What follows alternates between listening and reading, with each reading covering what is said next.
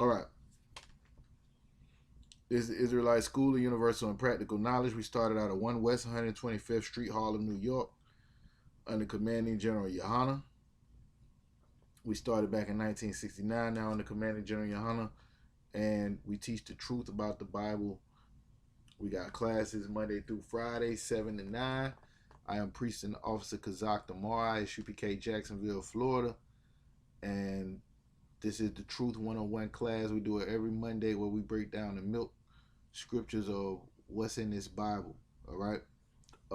We do got a question on deck, but before we get that question, I was trying to see if either Yamayan or Rakum is in the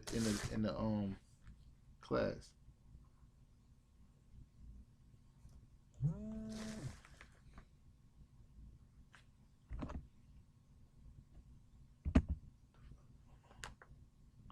All right. So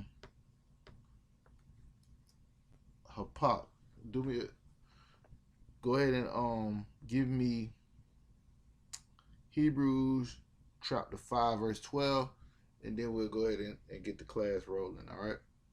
Hebrews 5 and 12 real quick.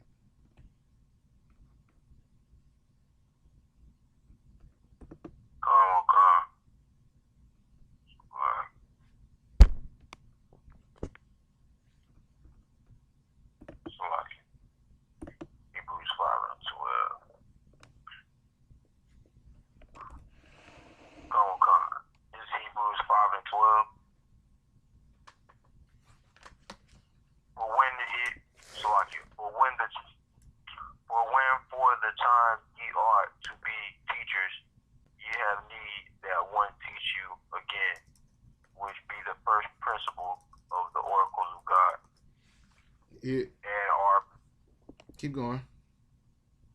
And are become such as have need of milk. All right. And are not. Keep going. And are not strong meat. And not of strong meat. Not of strong meat. So this is Paul, right? In the book of Hebrews.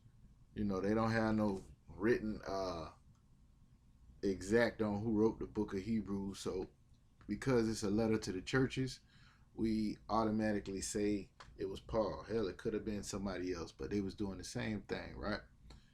At the end of the day, this is what he was telling them. There's a time right now where we ought to be teaching our kids. We've been going through these high holy days, the Day of Atonement, the Memorial Blowing of Trumpets, Feast of First Fruits, the Passover,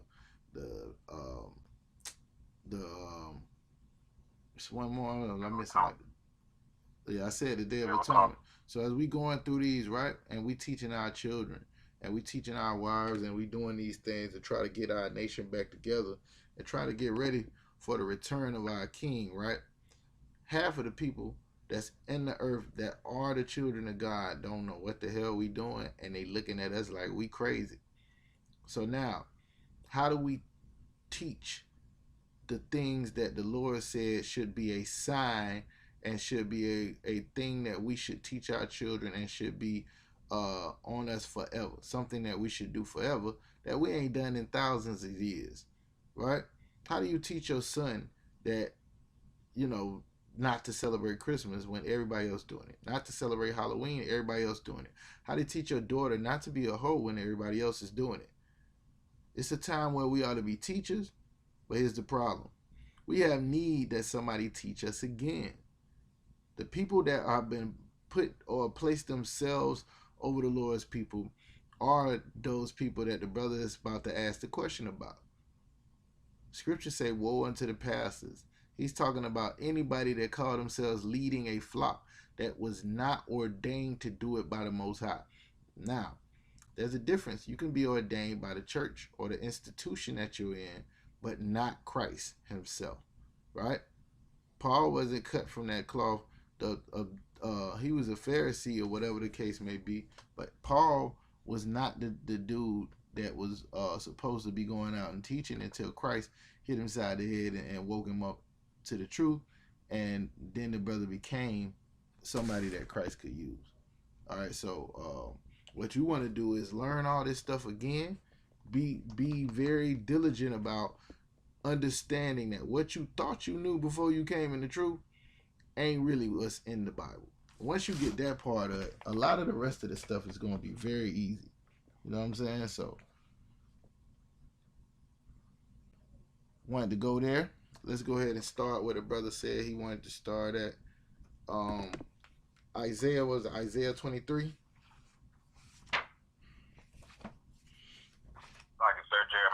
Salakia, Jeremiah 23. Let's go ahead and get that.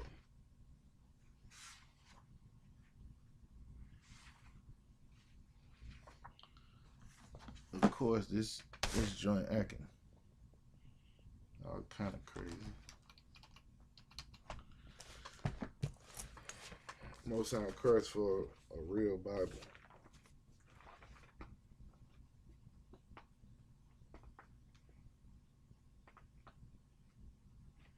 Jeremiah chapter 23, verse 1. Go ahead and read it.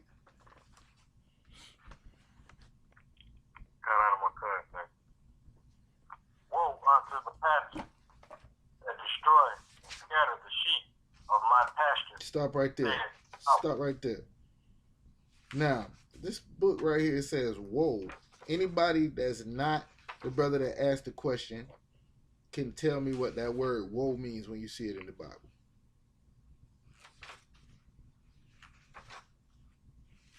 Oh, God. Not you, priest. That's Kawan. Oh, God, sir. Anybody else?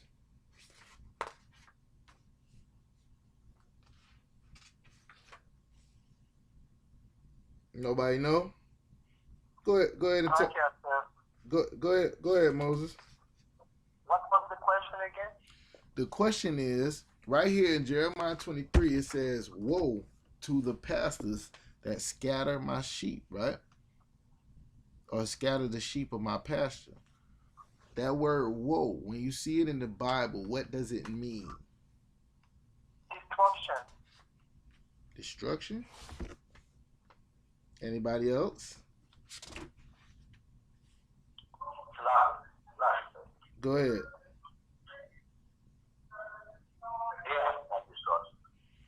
All right, so they right. Moses, you was right. Destruction, right? Destruction to the pastors. Now, why would God destroy a pastor? Because they scatter the sheep of my pasture. Keep reading.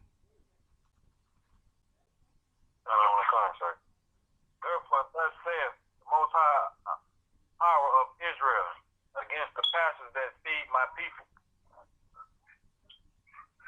Ye have scattered my flock and driven them away, and have not visited them. Okay, so now look, when you read this, you'll think it's talking about running somebody away physically, right?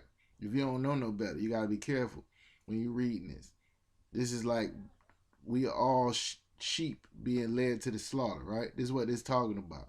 We ain't literal sheep.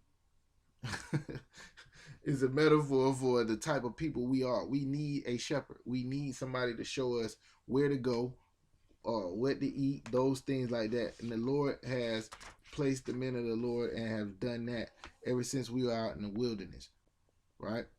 So these pastors, they get over people. Now, they're supposed to be leading the people to do the things of God, but what they're leading the people to do is away and the other side of what the Lord wants, right? So these pastors have scattered the sheep, meaning ran the people off. They not doing nothing the Lord said no more. The Lord ain't even calling them his people. The brother's question was, who are these pastors, right? These pastors are anybody that sets themselves atop of blacks, Hispanics, and Native American Indians with the intent of calling themselves, teaching them the word of God, who are not qualified, because those are the people that will scatter the sheep. Fake Israelite groups fall up under this because why? They look the part. They say they the men of God. They read the Bible. Right? They say we keeping the commandments and we doing this. But what they haven't done is entered in through the straight gate. What they have not done is went through the fire that it takes in order to cleanse themselves fully with the one God, one faith, one baptism, one doctrine that the Lord wants in the earth, right? During the time of Christ, you had other people that were teaching. During the time of Paul, you had other people that was teaching. Our job is not to stop them, but our job is to know that without a shadow of a doubt that everything that we say come out the word of God, comes out of the Bible, and we don't say nothing different. We don't change it. We don't sugarcoat it. We don't make it sound good so we can get a lot of people in here. We don't make it more closer to the church so it can sound like what they already heard and what they already know. We're going to say it the same way Ezekiel said it, the same way Isaiah said it, the same way Jeremiah said it, the same way Paul said it. Or you think Paul was like, I'm giving you milk. I'm feeding you with milk and not a strong meat. You was not able to bear it. Why you think he's saying like there's a time we supposed to be teaching our families what to do and how to serve the Lord? And we at step one, we need to go back to the first oracles and the first principles of the oracles of God. So yeah, of course, the answer to the question is fake Israelites could fall up under this. This is speaking of what I wanted you to do is to go into the Greek and get the word because I don't think it's in the Zondervan Bible Dictionary. You're right. You got one? You got a Zondervan Bible Dictionary? Is it in there? Pastor. I didn't look it up. What you want to do always when you wondering about something, go and find the definition, and you want to start with a biblical source first. We use the Zondervan's Bible Dictionary. You can use it's a couple of other ones you can use, but it's like when in any class they give you the curriculum. When you enter into that class, they say, hey, in this class we're teaching from this book. You know what I'm saying? This is what we're gonna be doing during the course. And these are the books that we prescribe. Every young man, every young sister that's coming in here, you want to find out the truth. There's a curriculum that we have in I.S.U.P.K. One is the Bible, of course. The number one source, that's the one we're going to use. They took some books, the Roman Catholic Church took some books out of the Bible. So if you go back, you want to get a King James 1611 Bible. I happen to have one that's in English. It's called In the Beginning Was the Word, right? It's 1611 King James Version in modern English, right?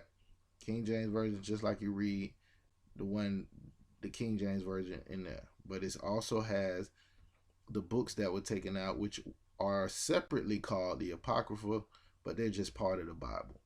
All right, so if you don't get that, you can have your regular King James Version, and you want to get an Apocrypha to go with it, or you can do like what I did and went and got a King James Bible 1611 edition. It will already have those taken out because when King James had the Bible translated in 1611, those books was in there. They were only later taken out by the Roman Catholic Church because they help you find out that you, as a Black, Hispanic, or Native American Indian, are the real Jews, and those people in Israel are not. It also tells you a lot about what the Romans and Greeks did to the people in God, which they don't want you to know as well, because when they call themselves Christians, you would question that based on what they did. All right. So you want to get that.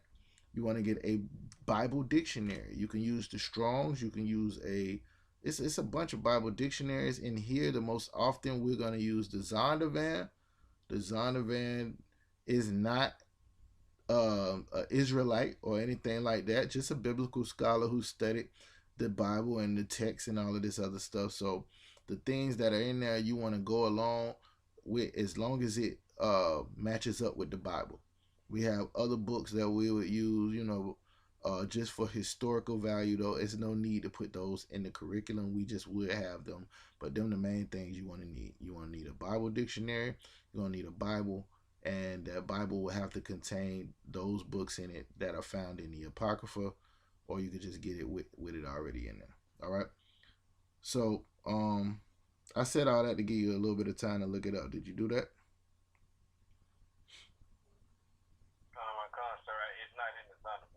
It's not in the Zondervans. I already looked it up and I knew that, right? All right. So what I also did was I went into the words, right?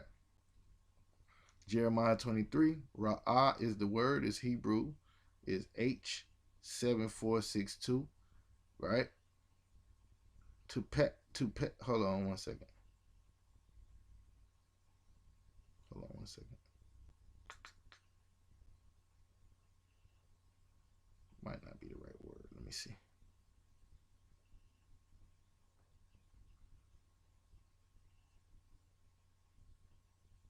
All right.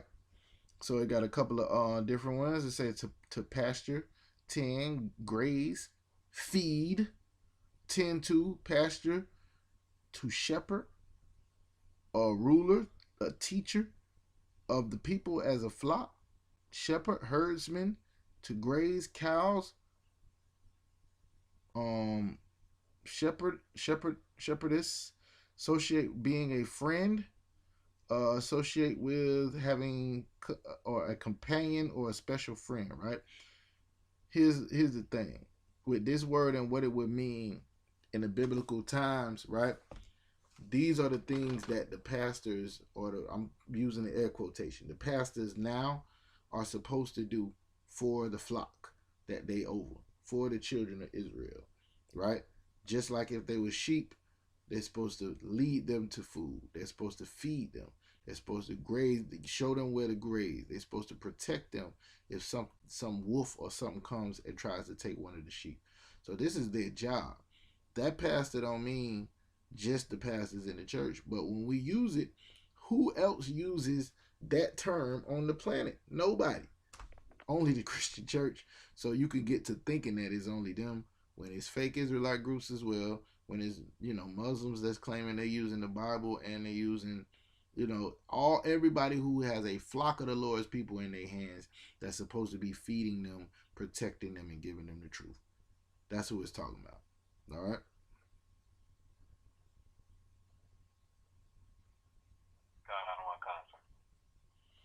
All right. Any other questions?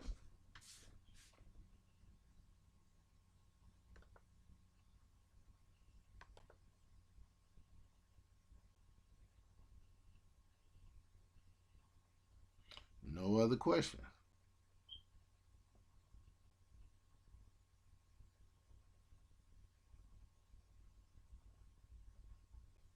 All right. Let's get it then.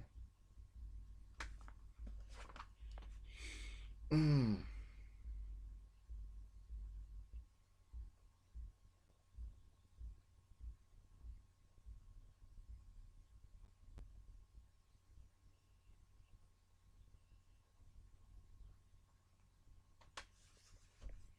Let's go to last week we was talking about the Gentiles, right? The Gentiles in the New Bible or in the New Testament, Salaki. Gentiles in the New Testament, and who was Paul teaching? Right? Was Paul teaching white people? Was Paul teaching uh, Asian people and Chinese people? Or was Paul trying to do what Christ said when Christ said, I am not sent but to the lost sheep of the house of Israel, trying to go and get those Israelites that was lost and bring them back. All right. Let me see here. See here.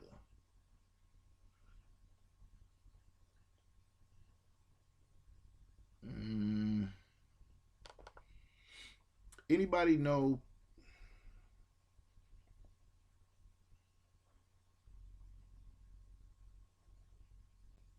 One second.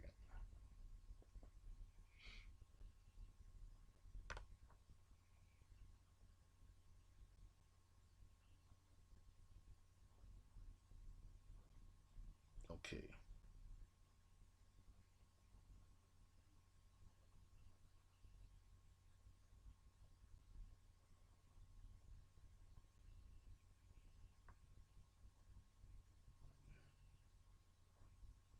Anybody know who Marcian of Sinople is? Marcian of Sinople.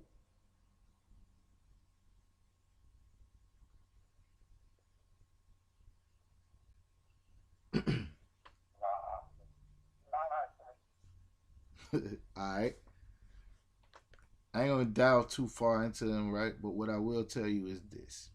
During the time of Christ, you had people who did not believe that Christ was who he was.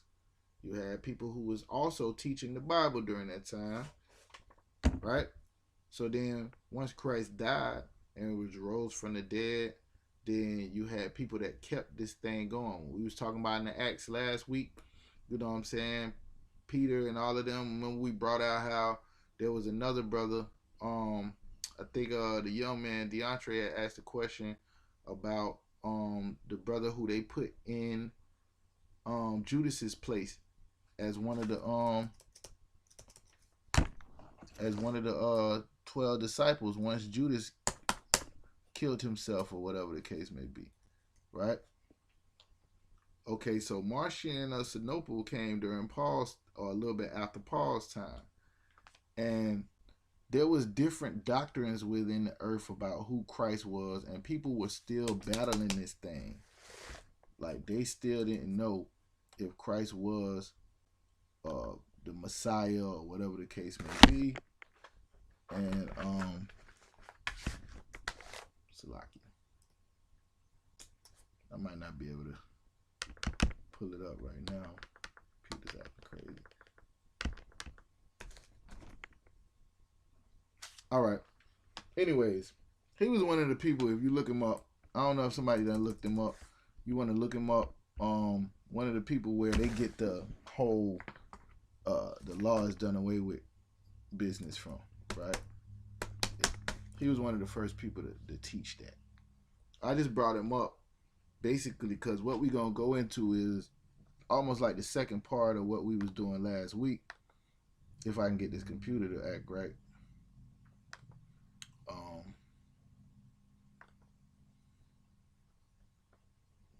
Might not happen.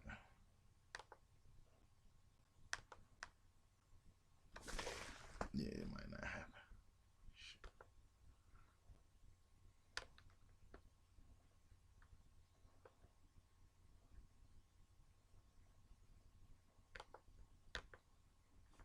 Give me 1 second. Let me see if I can get it straight. Bear with me.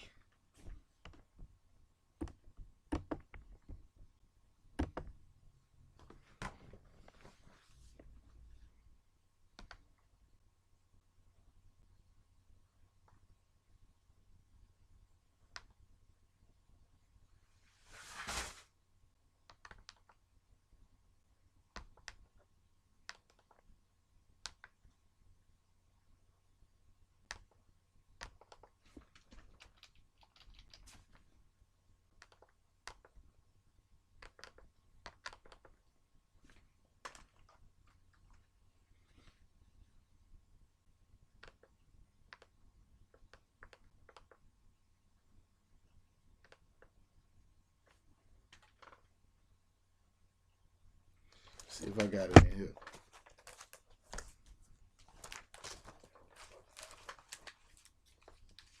For the officers in the class, right?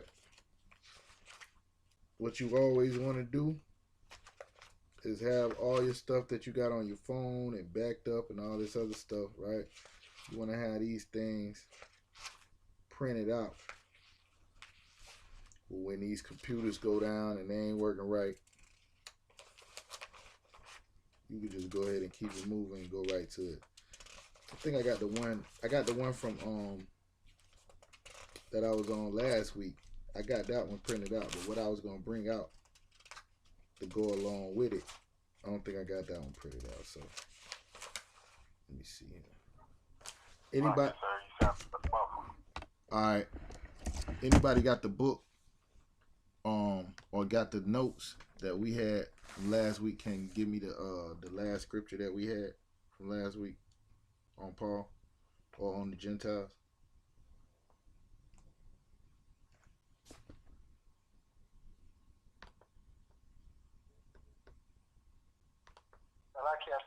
Go ahead. We were at Acts chapter 11, verse 18 to 19. Okay. The water.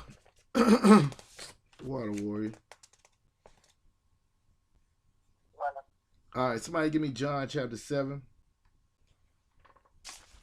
John chapter 7, and we'll start right there, verse 33. Meantime, I'm gonna see if I can't get this thing back up and running. Having an issue with my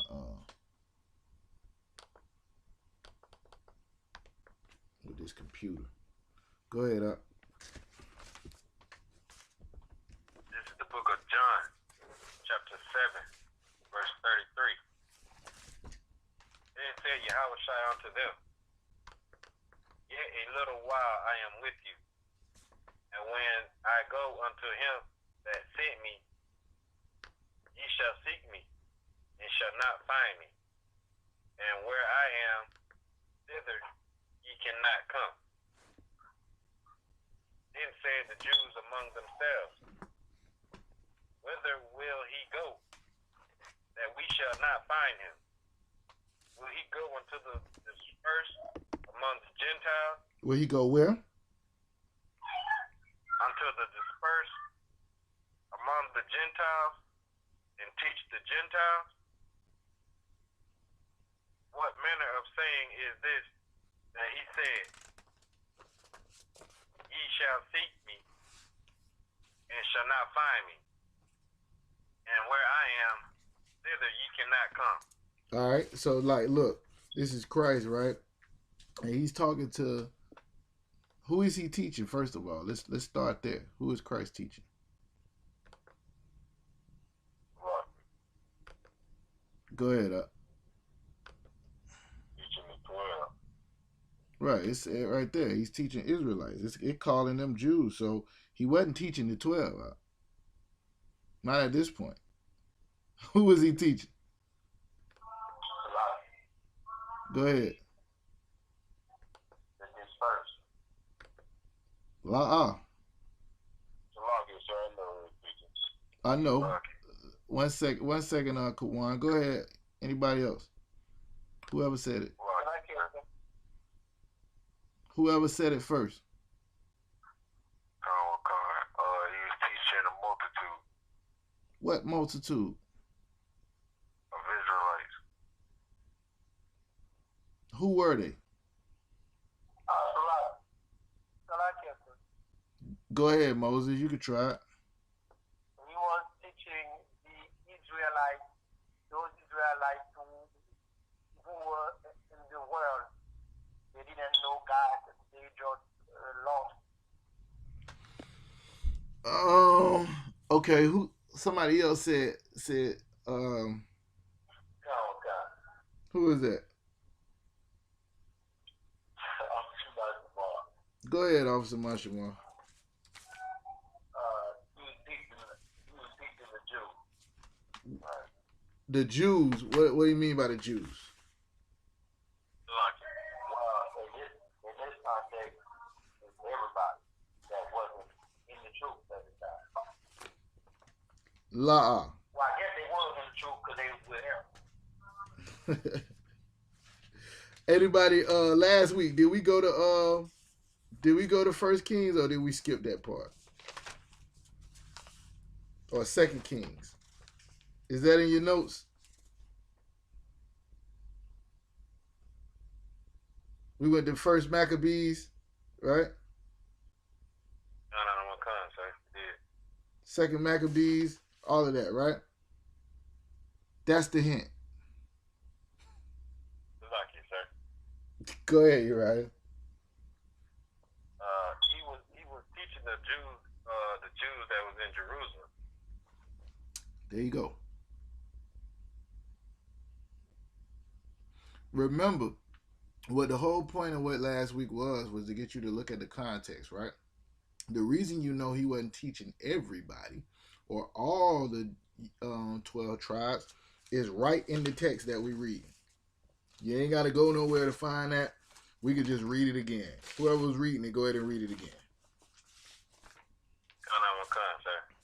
Verse 37. In the last days, the great day of the feast. Salaki, where you at? John chapter Amen. 7, verse 33. Go ahead and go to 35. It's the book of John, chapter 7, verse 35. Then said the Jews among themselves. Jen said who? Really? The Jews. Somebody got a Bible dictionary. Go ahead and look up Jews. Go ahead up. Then said the Jews among themselves, whither will he go, that we should not find him? Will he go unto the dispersed among the Gentiles? Will he go where? Teach the Gentiles unto the dispersed. Remember what we read by diaspora, right? Somebody give me the diaspora in the Bible dictionary. Go ahead.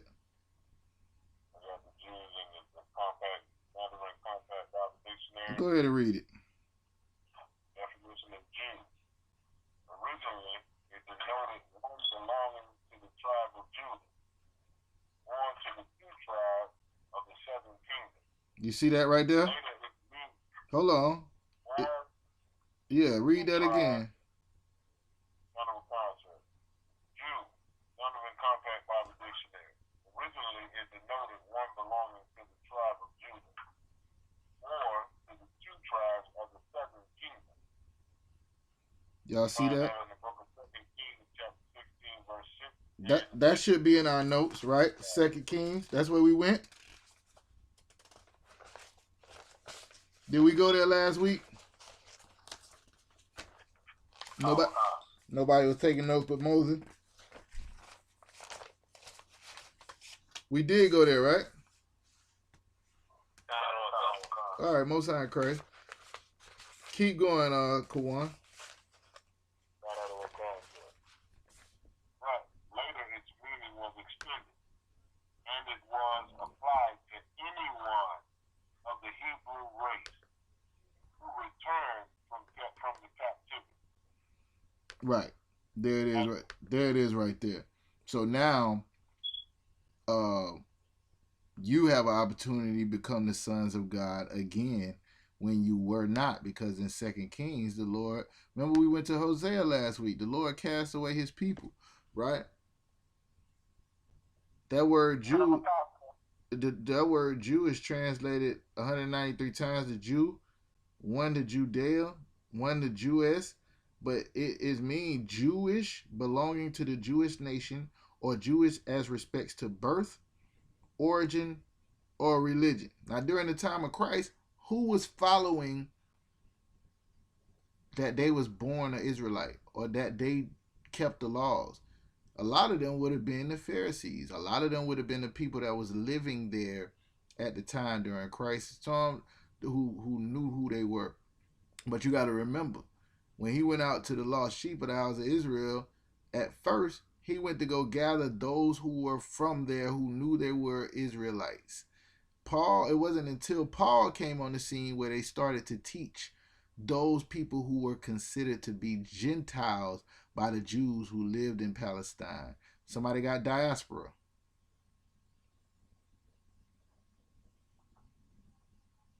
Go ahead and read it one more time. Diaspora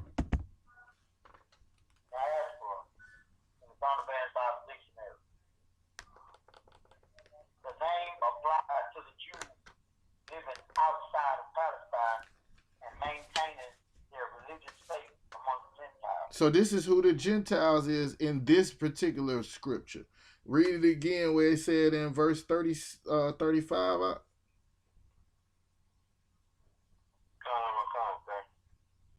Then said the Jews among themselves, whither will he go, that we shall not find him? Will he go unto the dispersed among the Gentiles and teach the Gentiles? Y'all see that? The Jews, which is the 2.5 tribes, which were still living in the land, right? They knew who they was. They asking themselves when he said he gonna go somewhere and you ain't gonna be able to find him, where he gonna go? Well, we can't find him. We know he's here to teach the children of Israel. Will he go to the dispersed or the diaspora among the Gentiles and teach them? This proves that they knew that the northern kingdom was out there too. This proves that they knew that Christ came for the children of Israel. This also proves what it's saying about who Paul was teaching when it's talking about the Gentiles. Paul was teaching those people that they talking about right here, the dispersed among the Gentiles, right? How do we know? Keep reading diaspora, whoever had it.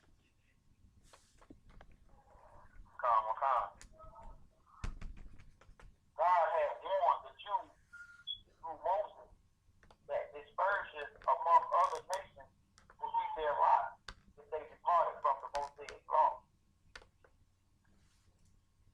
These prophecies were largely fulfilled in the two captivities by Assyria and Babylonia. But there were other captivities which helped scatter the Israelites. By the time of I.S.U.P.K, the diaspora must have been several times the population of Palestine. Y'all see that, right? By the time Christ came, the diaspora would have been 7 times the population of the. It's more people, Jews or people that are Israelites outside of Palestine or outside of Jerusalem than there was that was in Jerusalem. Keep going. This is the part we want. Paul invariably contacted the people in every city he visited. There it is right there. Y'all got that, right? Paul contacted these people in every city he visited. That's where you get the Acts that we went to last time. Did we do Romans chapter 11 last week? Anybody that got their notes?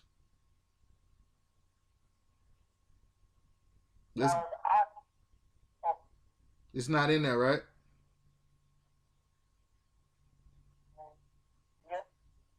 Yes. Yeah, go ahead. Romans chapter 9, verse 5. Romans chapter 11.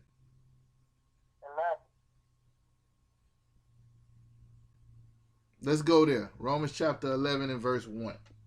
Let's get it. Because they got Paul messed up. They wanna make it like Paul is reaching out to white people. Like Paul is teaching Chinese people or African people. Right? When you go through Paul's letters, he's writing to Israelites. The diaspora. We just read it.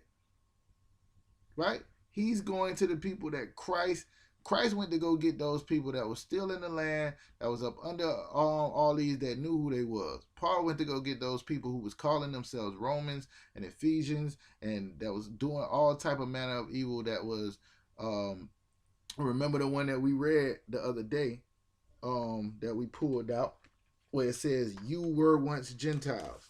Y'all remember that from last week? You were once Gentiles. Meaning they ain't Gentiles no more. What stopped them from being Gentiles?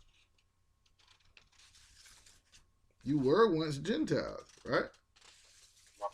Right. Go ahead.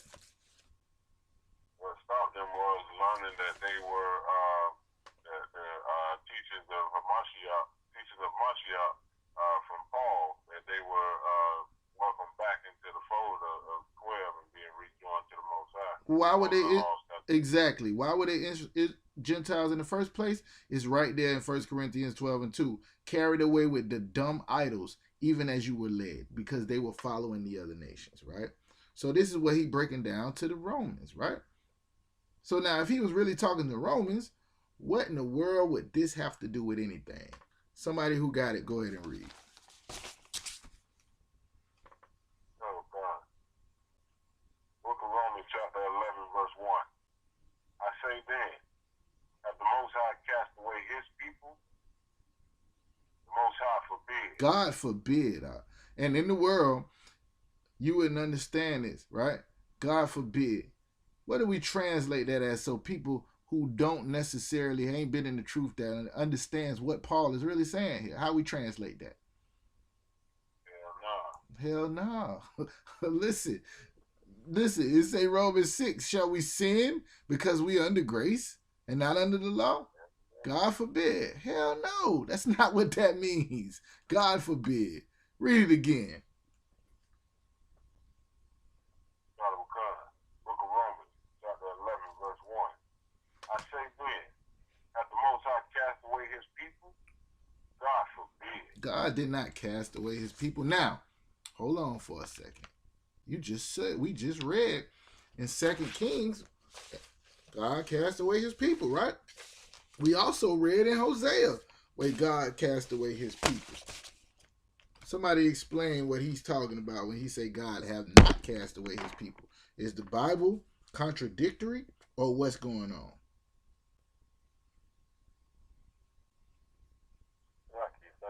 Go ahead. Yeah, I know you know the answer. We just talked about this in the Sunday class. Go ahead, No. Go ahead. I want you to break it down or answer the question at least, because you may not understood it. Okay. When they say God has, somebody in verse 11, we say God has cast away his people. Romans chapter 11, verse 1. It says, I say then, have God cast away his people? God forbid, right? It say God forbid. He ain't cast away his people. Well, let me give you something real quick so you understand what I'm asking. Real quick. Just to make sure we all on the same page. Let's see. 2 Kings chapter 7. 2 Kings 17 and 22. For the children of Israel walked in all the sins of Jeroboam, which he did. They departed not from them until the Lord removed Israel out of his sight, casting them away, as he had said by all his servants and the prophets. So Israel was carried away out of their own land to Assyria unto this day. We can keep going on this, but it's plenty of them. Hosea chapter 6. The other one where it says, oh man, we're going to have to go to it again. They should be in your notes from last week. They should be. I'll go to it. But anyways, I can point out places in the Bible where the Lord cast away Israel for being wicked, for following the other nations. But here it is, Paul is saying, have God cast away his people? God forbid. So who lied?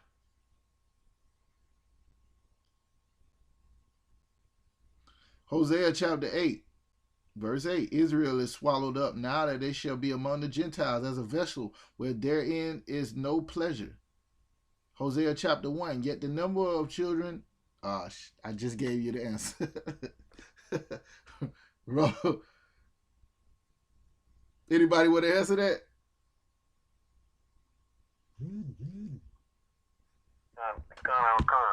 Go ahead.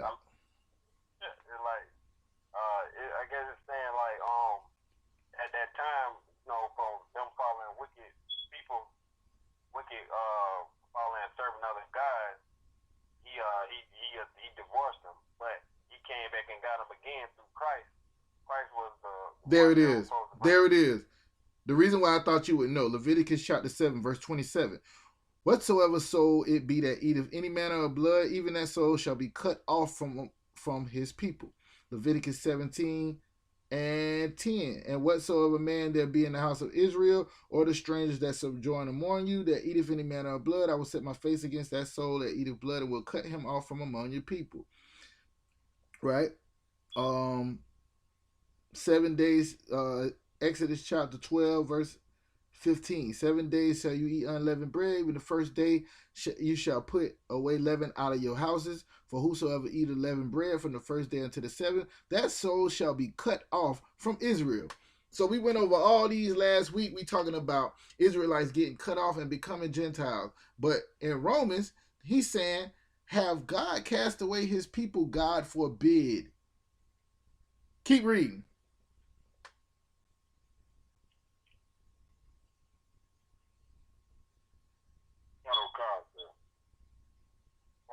Also am an Israelite of the seed of Abraham, of the tribe of Benjamin. So they paint Paul out to be this white man. You ever seen a picture? They try to paint Paul to be a white man. The Ethiopian Coptic Church, the oldest, I'm throwing these words, these y'all can't see me unless y'all on YouTube.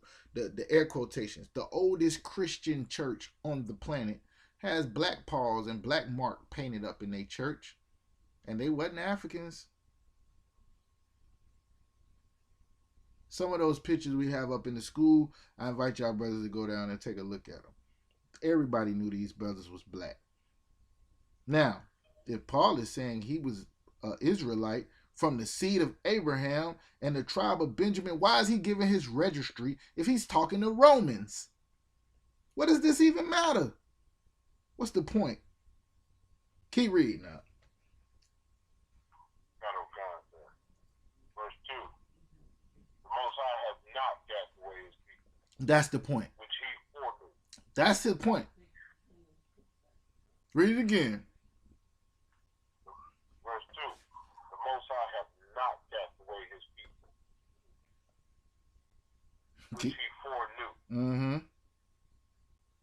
What ye not what the scripture saith of Elias, how he maketh intercession to the Most High against Israel, saying, Lord, they have killed thy prophet, and digged down thine altar, and I am left alone, and they seek my life. But what saith the answer of the Most High unto him?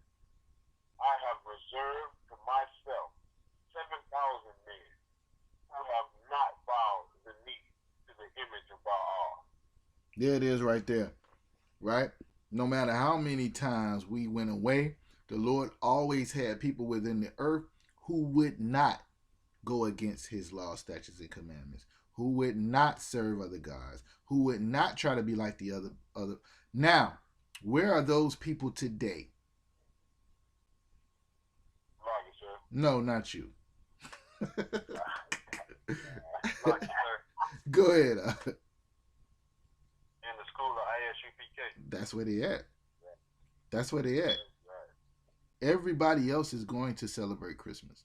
Everybody else is going, or let's say they're in a fake Israel. They're going to Shabbat Shalom, which translates to rest in peace, by the way. Anyway, that was random.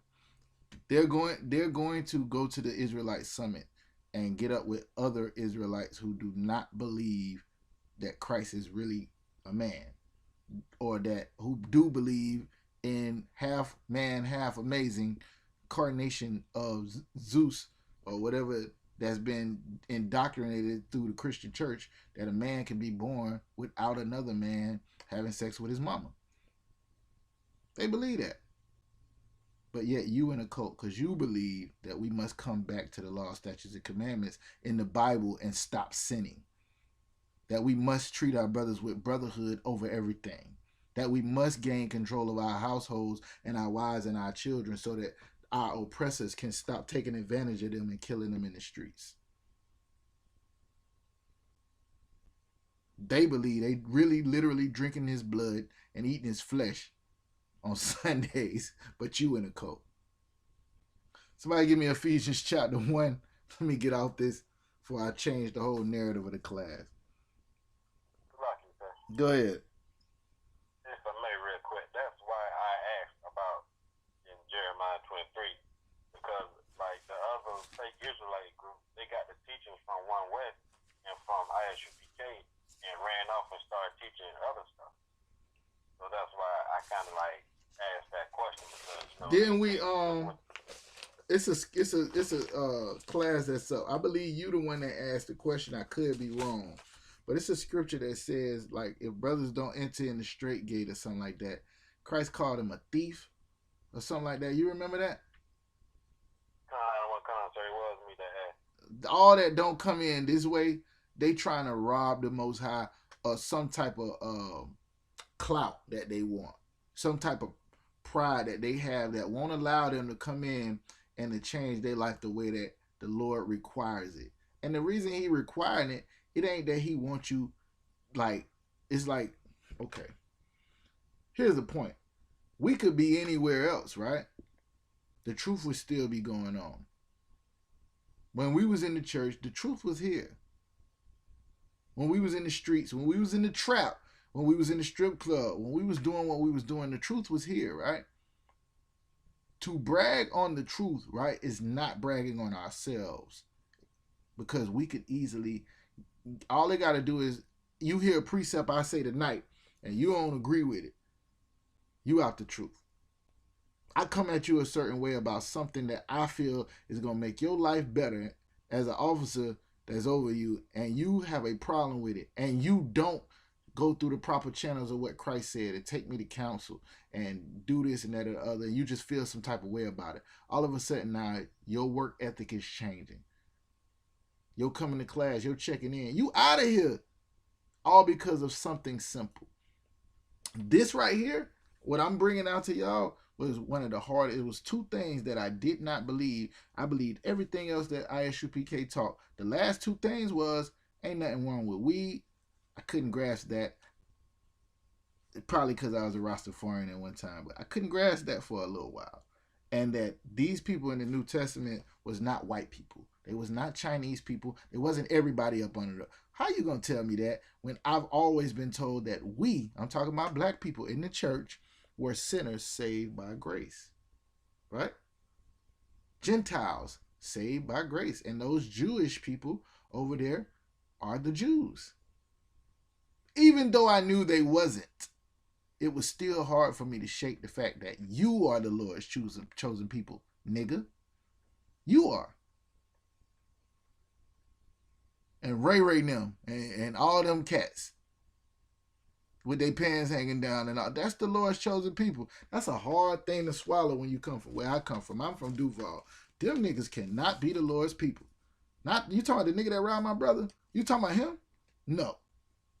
But then when you look at the Israelites and everything that we went through and all these captivities and still won't come back to the Lord, and learning how to adapt under the captivities as opposed to turning back to God like we did to get out of Egypt, then you understand why the Lord say this is a stiff-necked people. You want to do everything but keep these commandments. You want to do everything but change your life. You want to do everything but get your life in order and follow a man of God. You just like them niggas when Moses came down out the mount talking with the Most High. These niggas is out there doing something they would have been doing if they was back in Egypt. You the same nigga that when the Lord destroy America, gonna be like, man, at least I had that food stamp card. Boy, we were eating good when we was in America. I had a good job. Because you rather be up under your oppressor than to serve the Lord. That's just what it is. You know what I'm saying? So these people don't want to get in line. They don't want to come in the straight gate. They don't want to do what the Lord is saying to do. He's not talking about having 10 different leaders, 16 different Israelite groups and all this other stuff. Like, yeah, they want to believe that we all can come together. How are we going to come together with y'all when, first of all, you know, y'all believe that, for lack of anything else besides this where we at, that other nations can be a part of your organization, can help you with your revolution. Somebody got Ephesians 1 and 1? Because I'll ramble. Oh, God. Let's get it. Book of Ephesians, chapter 1, verse 1. Paul, an apostle of YAHANNA, by the will of the Most High, to the saints which are at Ephesus, and to the faithful in Mashiach, Yahushua. So Paul writing these letters, right, to the people that's in Ephesus, right? It says, Paul, an apostle of Yahushua. Was Paul an Israelite? And he was an apostle of Yahushua Mashiach, or Jesus Christ. Was Jesus an Israelite? He's doing this by the will of God to the saints. Who are the saints? Blow my mind. Blow my mind. I see the two officers on it. Officer Mashamar and Officer Kawan on it. Anybody else know? Who are the saints? Go ahead. Precept. 1 second, priest. 1 second, priest. Who is the brother that answered the question? That was Trooper Pop? Do you know the precept or no? I'll let the brother help you out. La. Go ahead and help him out, Officer Mashamar. Go ahead, priest. Psalms chapter 50 and 5. Psalms chapter 50, verse 5. Let's go there real quick.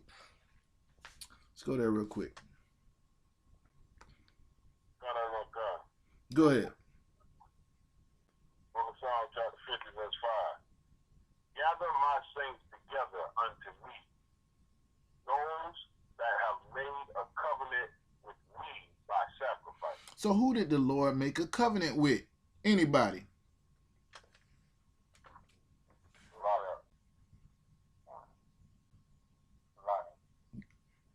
Go ahead, Salaki, I ain't hear you.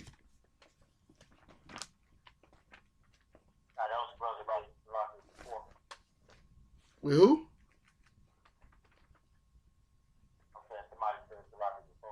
Go ahead, Go ahead,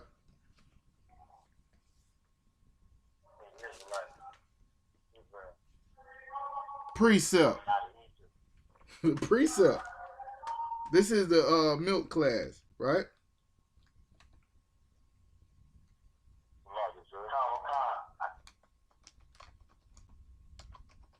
One second, Quran. You don't know it, Mashamar? Go ahead, Quran. Hebrews 8 and 8, sir. What Hebrews 8 and 8 say? Not by the covenant that I made with your father. Yeah, I would have chose Jeremiah 30 and 31. Or 31 and 31. Salaki. Go ahead, Mashamar. You had another one? I got the exact scripture where he did it. Let's do it. No, first let's get Kawan. Kawan, go ahead and read yours real quick. For the new people that's in the class, the reason why I'm going through all these precepts is because I don't want you to say Kazak said nothing. Right? Officer Kazak ain't said nothing. This is what the Bible said. Go ahead. Yeah, let's read that. Go ahead, let's read that. Hebrews chapter 8, verse 8.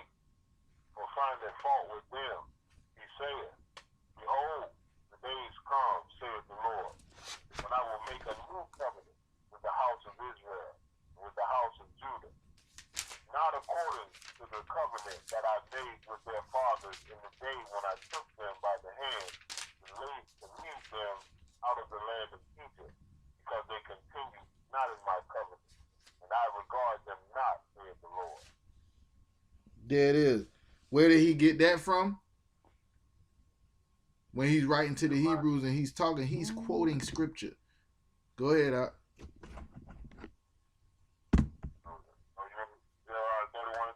Yeah, I'm there already. I'll read it.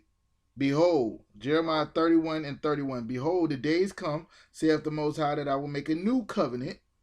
Let's talk about the new covenant, right? The New Testament. With the house of Israel and with the house of Judah.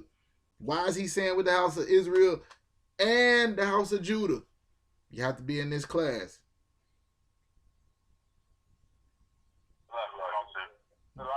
Go ahead, Uriah. He said Israel and Judah because the kingdom has split into two. That's 2 Kings chapter 17. That's also when we read the definition of Jew, right? At first it meant just these 2.5 tribes. Then it meant all of them. Got to get the context. Just like with Gentile. First it meant just other nations. The word just means nation. In the New Testament, it could mean something else. You got to go to the context. All right? Behold, the days to come, saith the Lord, where I will make a new covenant with the house of Israel and with the house of Judah, not according to the covenant I made with their fathers in the day that I took them by the hand out of the land of Egypt. You got that one, right, Mashamar? The covenant he made with them when he took them by the hand out of the land of Egypt? Let's read that one. Exodus chapter 24, verse 7. And he took the book of the covenant and read in the audience of the people. And they said, all that the Most High has said we will do, and be obedient. And Moses took the blood and sprinkled it on the people, and said, behold, the blood of the covenant which the Most High has made with you concerning all these words. There it is right there. Who did he make it with? The Israelites. We go through all through there. That's the people he led by the hand out of the land of Egypt, right? So, Kawan, if you was there, whoever was there, Hebrews 8, give me Hebrews 9 and 15 real quick. Hebrews 9 and 15. Go ahead. The book of Hebrews, chapter 9. I want y'all to get this right here. Pay attention what's about to happen. Go ahead, up. Verse 15. And for this cause, he is the mediator of the New Testament. Stop. Who is the he? Who is the he? Not you, Kawan. Who is the he? Anybody? Go ahead, Moses. The Most High. No, that's wrong. That's not right. Whoever said Salakia. Salakia. Talking about Yahweh. This is talking about Jesus Christ, Yahweh Mashiach, right? For this cause, read it again. Hebrews chapter 9, verse 15. And for this cause, he is a mediator of the New Testament. Now, the New Testament is a covenant between God and the people. It's an agreement between God and a people. We had a first agreement. That's Deuteronomy 28:1. If you do everything I'm telling you to do, I'm going to put you above all nations. Here's everything that's going to happen to you if you do it. Here's everything going to happen to you if you don't. Boom, down, shake hands, put blood on it, whatever you want to do. Now, solid. It's in stone. Here it goes. Right? First of all, we broke everything in that contract. Contract off. Jeremiah 31:31. Now I got to make a new contract with you hard-headed niggas because you didn't do what I told you to do the first time. Now you're in slavery. Now you're under a no people. You the smartest, strongest people on the face of the earth, and you got to go serve the dumbest, weakest, most emotional people on the earth because you rather serve them than to serve me. Have God cast away his people? No, he sent Yahushua in the earth that he came unto his own received him not, but the people that did, gave he the power to become the sons of God. Here we go. We could be the sons of God again. We got a new covenant. We got a new contract with the Lord. Right? Now here's what I'm telling you. The church and every other person on the face of the earth, besides the Israelite School of Universal Practical Knowledge, and the men and the priests that studied this Bible day and night and taught it to us, would say that this means the new covenant is for everybody. He came to his own, and his own didn't receive him, so now everybody got a chance, right? That's what they'll tell you. That's what they'll tell you. Paul went and taught the Greeks and the Romans, and Paul was a Greek. That's what they'll tell you. We brought out Paul's identity, his heritage, his lineage, right? Who he is. I'm an Israelite from the tribe of Benjamin. That's what Paul said out of his own mouth, right? Here's the point. Where we at? What we reading? Hebrews 9 and 15. Read it again. Not out of one con. Book of Hebrews chapter 9 verse 15. And for this cause, he is the mediator of the New Testament, that by means of death, for the redemption of the transgressions that were under the first testament. Who was the first testament given to? Anybody without a Hebrew name?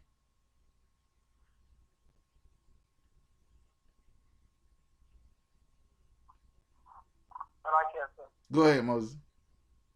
Israelite. The Old Testament was only given to the people that he led by the hand out of Egypt. That's what he said in Jeremiah 31. He didn't give that to everybody. So for this cause is he the mediator for the New Testament, right? Who is the New Testament? It says right in here. For the people who were under the First Testament. Who is the people that was under the First Testament? Israelites. How in the world can a new covenant, which was for the people that was under the old covenant, be any different or to any other people? When it says it right here in the Bible, he's the mediator between the new covenant, only because the people that he made the covenant with broke the first one. All right, I'll give you another one. That's Hosea 8. Then, when we're in the place where I said you was not my people, you'll be my people again. Acts chapter 23, right? Somebody give me Acts chapter 23. Hold on, before we go there, right? Before we go there, Ephesians chapter 1, verse 1. Let me read it again now that we done went through all of that. Paul, who is Paul? An Israelite. An apostle of Jesus Christ, or YAHANNA, an Israelite. By the will of God, the God of the Israelites. To the saints. The saints are the people who are made a covenant by sacrifice, which are at Ephesus. They live there. Everybody understand? They live there, just like you are the Israelites or the saints at Florida. Y'all get it, right? John chapter 12, verse 45. Somebody get it.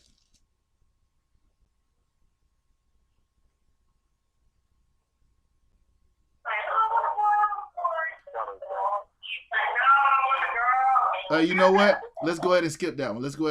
Give me the Acts 23. Let's see what time it is. Go ahead. Come on. You want verse 1? I want verse 1. Correct. Acts 23. And Paul, earnestly beholding the council, said, Men and brethren, I have lived in all good conscience before God unto this day. And the priest Ananias commanded them that stood by him to smite him on the mouth. And said Paul unto him, God shall smite thee, thou whited wall. For sittest thou to judge me after the law, and commandest me to be smitten contrary to the law? First of all, you got to understand. The people, remember I was going to bring out about Marcion of Sinople. He was one of the first people to start teaching that Paul taught that the law was done away with, which was not the truth. Right, here we are in the Acts, and they going out teaching, and the brother is getting smacked up for teaching the word that Christ told him to go out and preach, for teaching the gospel of the Israelites being able to be redeemed and come back to the Lord after all the disgusting filthiness that we did. Right? Now, Paul, beholding the council, said, Men and brethren, I have lived in all good conscience before the God unto this day. I ain't committed no sins. I ain't broke no laws. And the high priest Ananias commanded them that they stood by, that they should smite him on the mouth. Man, slap that nigga in his mouth for what he's saying about God and about Christ and about all this foolishness. We don't want to hear that righteous BS today. Right? Then said Paul unto them, oh yeah, he like basically like, okay, you want to hit me? God will smite thee. Thy whited wall, meaning like they pretending. It's like Christ said, they like sepulchres, right?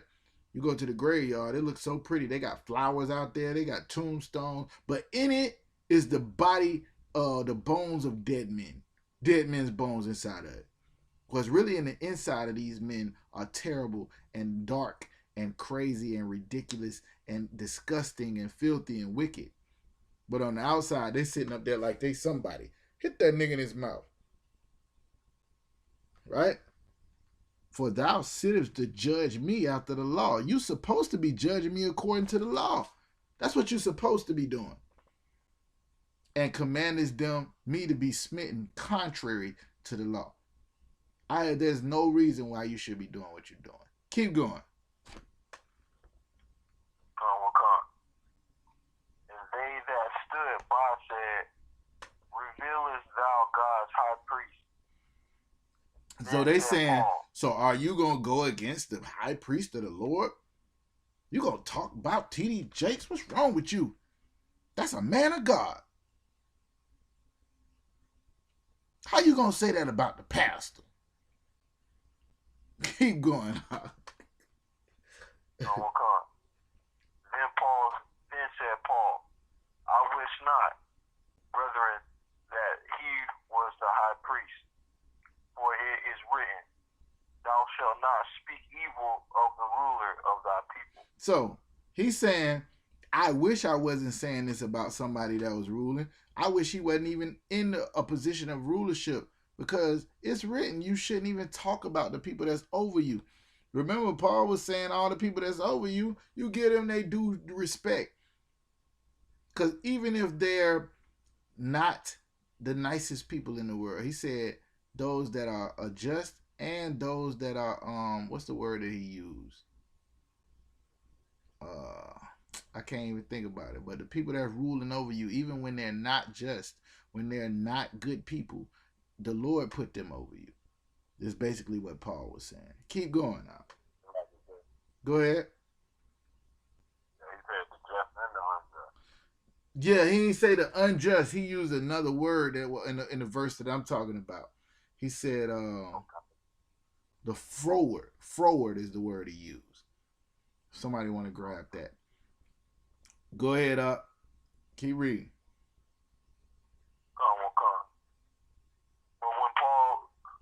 But when Paul perceived that the one part were Sadducees and the other Pharisees, he cried out in the council, men and brethren, I am a Pharisee. Nah, he was a white man. He was a white man, right? Paul's a white man, right?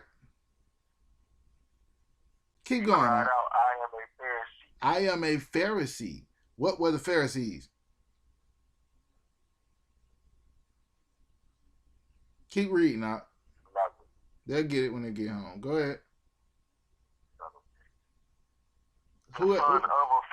The son of a Pharisee. Keep going. Of the hope and resurrection of the dead, I am called in question. Because I'm talking about the resurrection of the dead and the hope of us being able to be to rise again as a nation. I'm called into question. Keep going. And when he had so said, there arose in dissension between the Pharisees and the Sadducees. Now, these are both sects of Israelite culture. This is what we're talking about when we're talking about these, what they call them?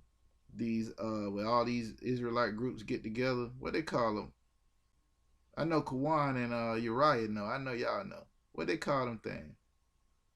All these different Israelite groups get together and they have a big ass family reunion or whatever they call it. What? Go ahead. I think they call it a summit or something like that. Yeah, Israelite summit or whatever.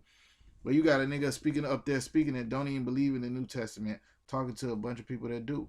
You got a nigga that don't believe that, you know, all Israel is the only people that be saved, talking to somebody that believe everybody could be saved. You got somebody who don't believe there's nothing wrong with dreads, talking to people who do believe it. And you got people in front of you preaching things that are contrary to your belief system and what's in the Bible. Big ass hypocrites. It's like the people you go to church with. Everybody in that church believes something different. One of them will believe, you start asking enough questions, one of them will say, this is right. And the other one will be like, nah, that's wrong. They don't believe the same thing. And here, we are trained to be one body, one faith, one baptism, under one King and one Lord and one God, right? We speak one language. Same thing you're going to get from me, you call Officer Kawan, you're going to get the same thing. You call Officer Mashamar, you're going to get the same thing. We train like that. I don't have my own thoughts. Nevertheless, not my will, but the will of the Most High. Paul was the same way. How you gonna say Paul was teaching somebody else that Christ ain't never taught? Colossians chapter 1. Now that we know who the saints is, now that we know who Paul was teaching, let's go into it.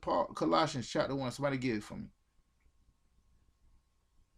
Man say I'm a Pharisee and the son of a Pharisee, just to show them that.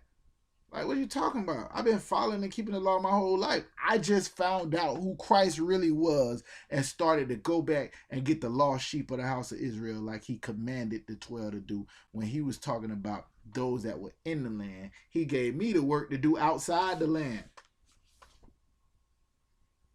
We doing the work of Paul right now. Because ain't nobody we teaching ever been to Jerusalem, ever lived there, ever kept the Passover, ever did anything that following the laws until they found out what their identity was and decided to come back. And that's what Yahweh's mission was that he gave Paul. Everybody understand? So the lie and say Paul was a white man or Paul was teaching white man or Chinese men or whatever the case may be, you are not giving this brother the credit for what he did. He killed Christians, people who were following Christ, and changed his life and started to preach the gospel and to bring people into the truth and raised up these schools. And then, you know what I'm saying, kept this thing within the earth to where now we can do the same thing to this day. Keep going out. Colossians 1:1, whoever got it. Oh, God. Book of Colossians, chapter 1, verse 1. Paul, an apostle of Yahushua Mashiach, by the will of the power, and Timothy, our brother, to the saints. To the who? And faithful to the saints. We already went through who the saints was, right? Those that made a covenant by sacrifice. Keep going. And faithful brethren in Mashiach, which are at Colossus. So these the people that's Colossians. He said the same thing. He starts off all these letters the same way. To the saints, to the people that believe in Christ, to the people that are Israelites in these places. These are the only people he was talking to. We got, if you don't believe that, just go back to last class. It's up on YouTube. It's there. To the saints that's in Colossus. Keep going on. Oh, God. Grace be unto you and peace from the Most High, our Father, and the Lord Mashiach, the Lord Yahushua Mashiach. We give thanks to the power. Go down to verse, drop down to verse 10 real quick. Verse 10. That ye might walk worthy of the Lord unto all pleasing. Oh, I might not be in the right place. Hold on. I might not be in the right place. I thought that was verse 10 in the same joint. That ain't what I got. Hold on 1 second.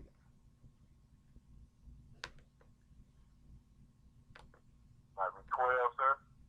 I'm looking for I beseech you. Hold on. Real quick.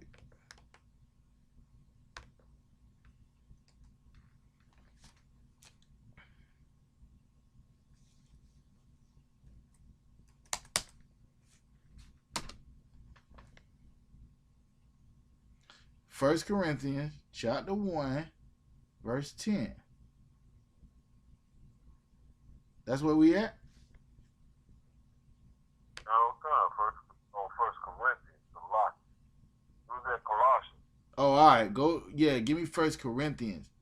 Salakia, that's my fault. First Corinthians chapter 1, verse 10. Now I beseech you, brethren, by the name of the Lord Yahushua Mashiach, and you all speak the same thing, and that there be no divisions among you, but that ye be perfectly joined together in the same mind and in the same judgment. This is what I was just talking about, right?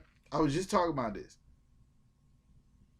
This is a anti 50 different Israelite groups. That's one women can't wear dresses. One women can't wear makeup. One says this. One says that. There's only supposed to be one head There's only supposed to be one way into the truth. And a lot of people, because of their own, like, think about this, how much, I don't know if y'all know about the church, but it happens all the time in the church. A man will study up under another man, and as soon as that man don't move the way he think he needs to move, he'll go out and start his own church. All they're doing is bringing that same thing up into the truth. Nobody wants to be up under the authority of a man of God, because they're not going to allow you to do what the hell you want. Sisters can have it. Now, I beseech you, brothers, by the name of YAHANNA, that you all speak the same thing. Go ahead, For it hath been declared unto me of you, my brethren, by them which are the house of Chloe. Stop right there. Who is Paul's brethren?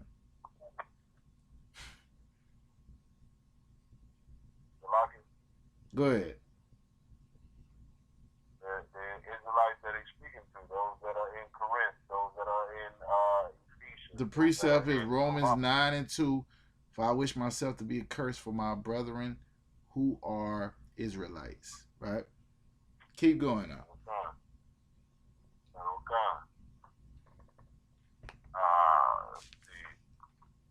That there are contentions among you. Now this I say, that every one of you saith, I am of Paul, and I am of Apollos, and I am of Cephas, and the I of Christ. I'm in I.U.I.C. I'm in GMS. I'm in I.S.U.P.K. I'm in the Seventh-day Christian, where we know that the Sabbath is on the seventh day, but we still Christians. We know you're supposed to keep the law, statutes, and commandments. I'm in this. I'm in that. Keep going up. Is Christ divided? Read it again. Is Christ divided? Read it again. Is Christ divided? Is it Christ divided? How many Christs are there? Christ said, in the end times, there will be false Christs. And people that saying that they down with Yahushua and all of that. Don't believe them. That's what Christ said out of his mouth. We can get that precept if you want. Keep going up. I don't want God, sir. Was Paul crucified for you? That's what I'm saying. I said something to Commander General YAHANNA in Atlanta, right? About how cold his garment was. He jumped out the truck, and I was talking about how cold his garment was. I was like, another brother was like, yo, that's a cold garment you got on, General. He was like, the water, Most High Christ, right? I was like, man, I just want to touch the hem of it, right? Now listen what I'm saying. Me saying that, talking about his garment, this brother would not even allow me to compare him to our king.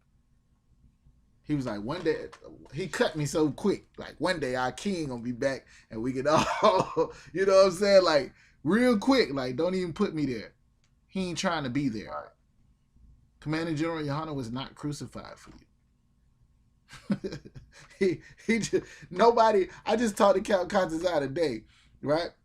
And he was congratulating me about the rank raise. And I remember when I was not in the truth, when I was learning from another Israelite group, and I used to talk to this brother for 2-3 hours. He was a trooper in the school, and I would not come into the school, right? But I would, like, argue with him about certain things about the doctrine, and then he would go to the class or go ask Captain Shawar Yala when he was down here in Florida, and then come back and cut me the next week with the same joint, right?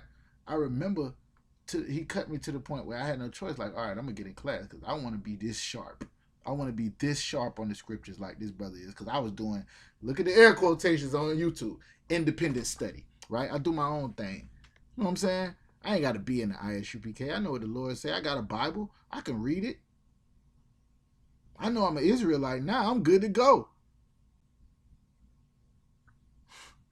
Listen, I try to get a brother some props for staying on me and Officer Dawada, who's an officer of 5,000 now, right? I try to get him, I already knew he wasn't gonna take it. Man, listen, you're not about to jam me up. You might not about to have the Lord get on me. This is what Paul is saying right here. I ain't nothing, bruh. I'm not gonna take the credit for none of this. Y'all saying you from the house of Paul and you from the house of Apollos and you from the house of Cephas.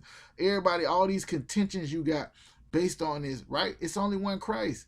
Is Christ divided? Was Paul crucified for you? Keep going.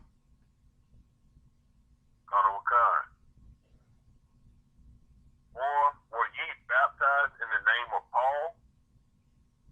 I thank the Most High that I baptized none of you. Y'all ain't about to put me. Y'all ain't about to put me up there like that.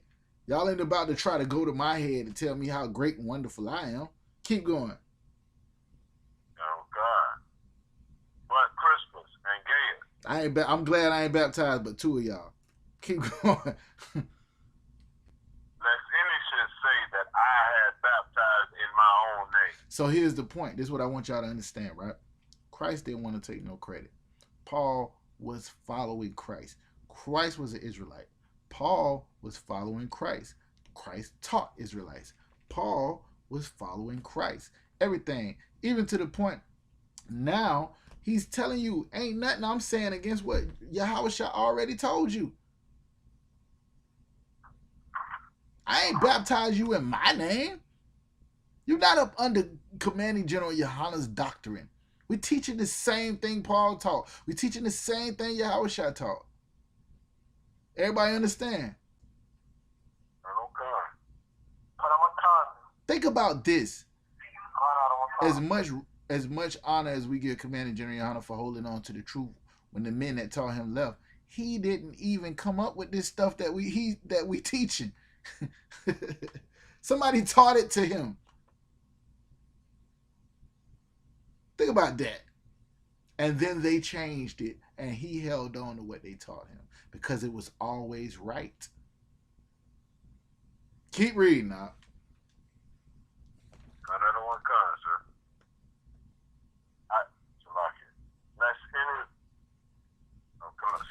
Verse 16. And I baptized also the household of Stephanus. Besides, I know not whether I baptized any other. For Mashiach sent me not to baptize, but to preach the gospel. Here's the point. Right now, we're using the word. You wash with the word right now, right? This is what Paul was saying. You know who did baptize? Even after Christ? John. John kept baptizing after Christ. Keep going up. Okay, sir. Not with wisdom of words, lest the cross of Mashiach should be made of none effect. For the preaching of the cross is to them that perish foolishly. But unto us, which are saved, it is the power of the Most High. There it is, right? Go down to verse 22.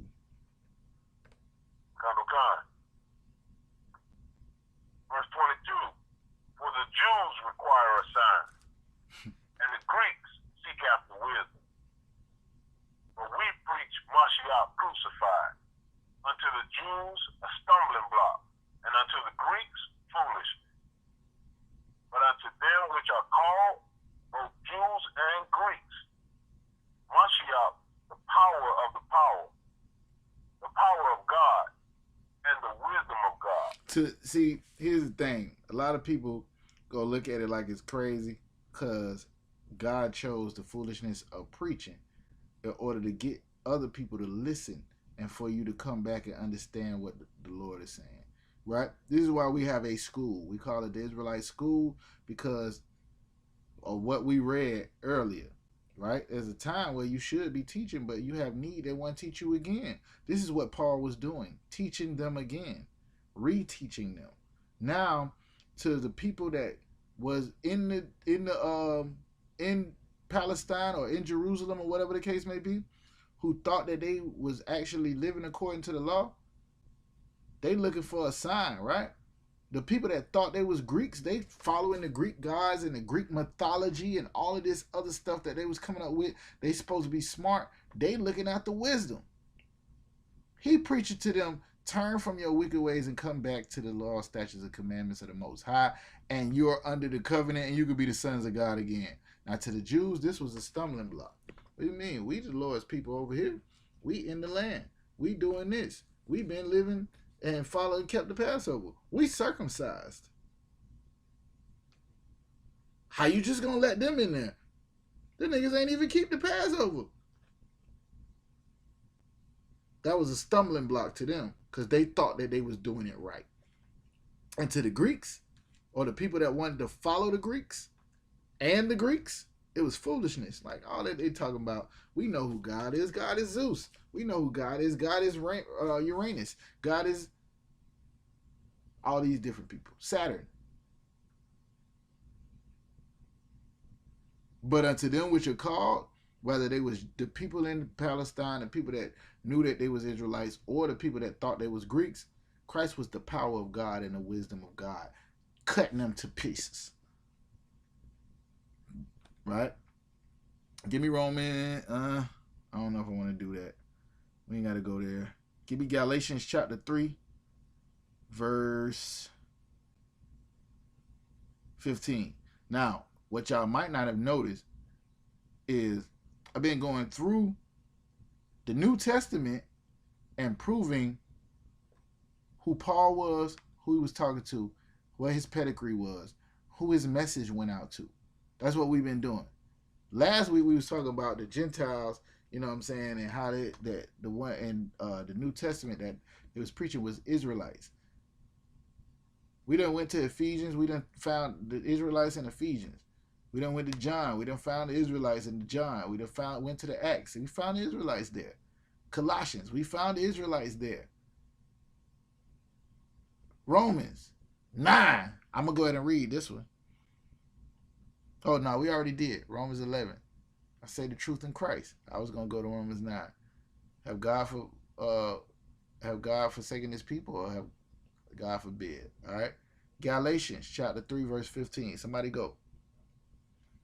Book of Galatians chapter 3, verse 15. Brethren, I speak after the manner of men, though it be but a man's covenant, yet if it be confirmed, no man disannulleth or addeth thereto. Stop right there. What he's saying is, even if it's a contract between two men, can't nobody change nothing or add nothing to it.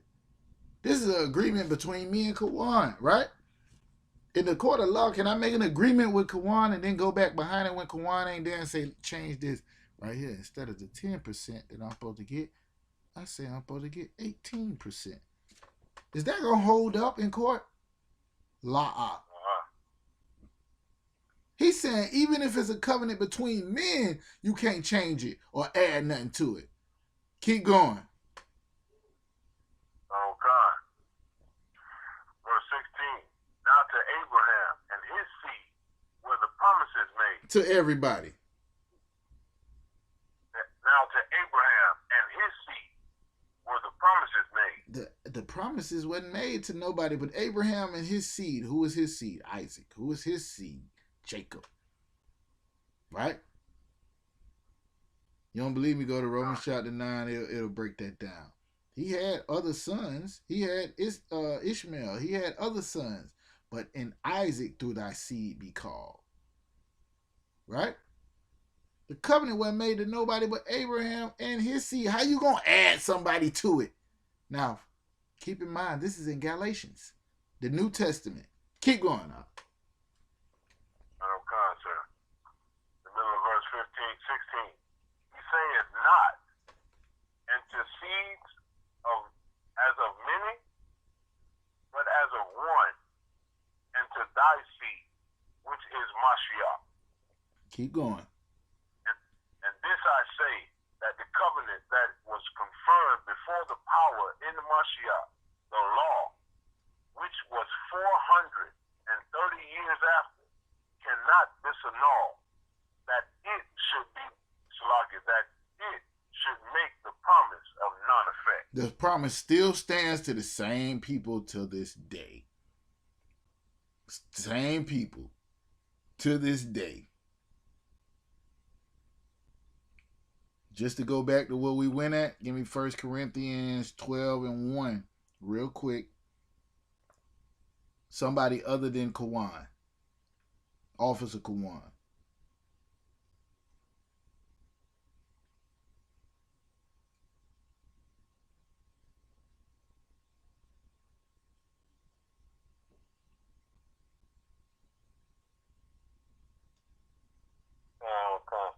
Go ahead.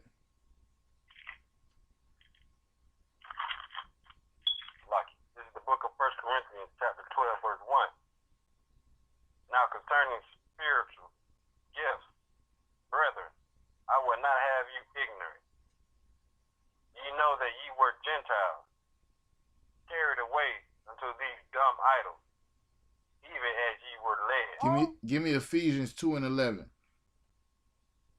We already went over that one. I was just pointing out the fact that he was saying to the people in Corinth, you were Gentiles carried away unto these dumb idols, even as you was led. Who were they led by? The other nations. Ephesians chapter 2 and verse 11. Oh, God. Go ahead. Ephesians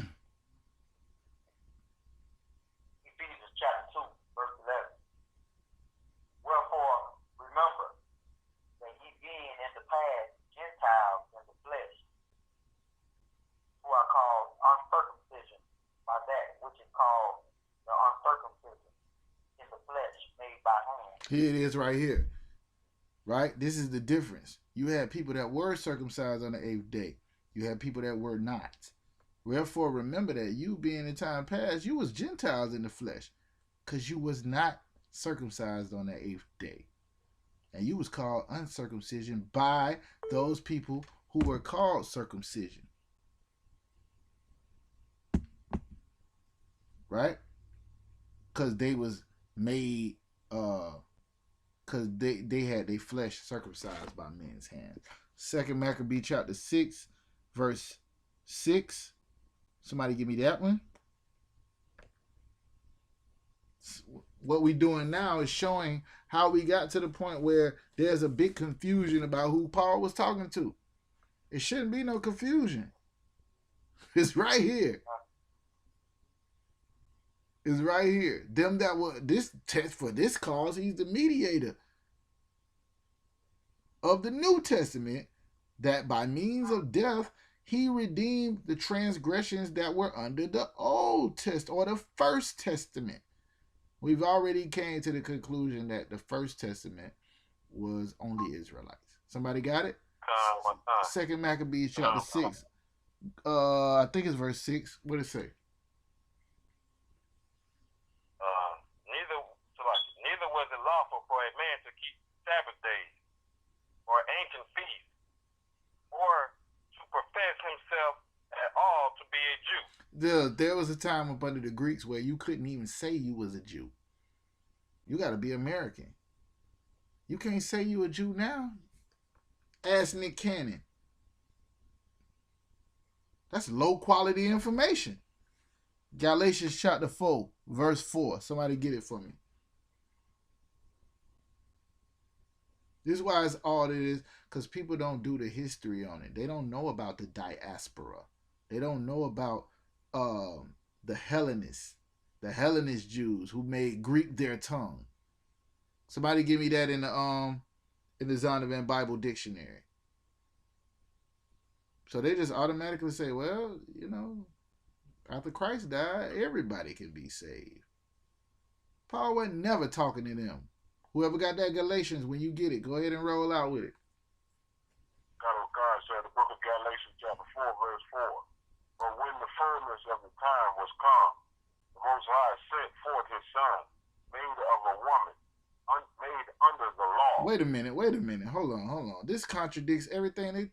Wait a minute. When the fullness of the time was come, the Most High sent his Son. I thought it was the same person. Made of a woman. How can a woman have a baby? She gets pregnant. Made under the law. Now, if his son was under the law, how do people following his son ain't under the law? Go ahead, out. Keep going.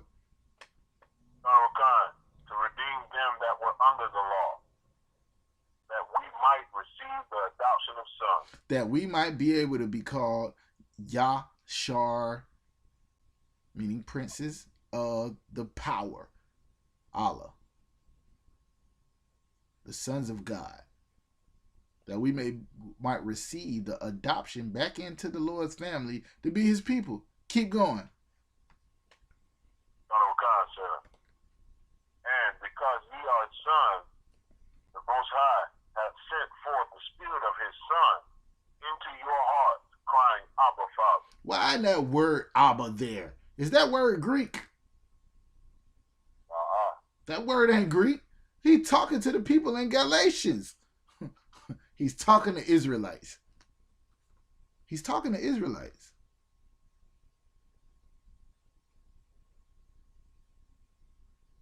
Y'all understand, right?